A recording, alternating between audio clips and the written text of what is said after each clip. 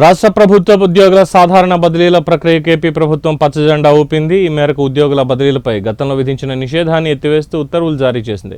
మే 16వ తేదీ నుండి జూన్ 2వ తేదీ వరకు రాష్ట్ర వ్యాప్తంగా ఉద్యోగుల బదిలీలను చేపట్టేందుకు ఆర్థిక శాఖ అనుమతినిచ్చింది.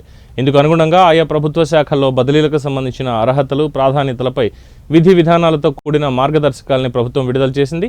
తాజాగా జారీ చేసిన మార్గదర్శకాల ప్రకారం ఒకే స్థానంలో 5 సంవత్సరాల సర్వీసు పూర్తి చేసిన రాష్ట్ర ప్రభుత్వ ఉద్యోగులను ఖచ్చితంగా బదిలీ చేయాలని ఆదేశాలు వెలువడ్డాయి. అదేవిధంగా పదోన్నతి పొందిన తర్వాత కూడా ఒకే ప్రాంతంలో 5 ఏళ్లుగా కొనసాగుతున్న వారికి సైతం ఈ బదిలీలు వర్తించనున్నాయి. అయితే 5 ఏళ్లలోపు సర్వీసు ఉన్న ఉద్యోగులు వ్యక్తిగత అభ్యర్థనల మేరకు బదిలీ కోసం దరఖాస్తు చేసుకునే వెసులుబాటుని ప్రభుత్వం కల్పించింది.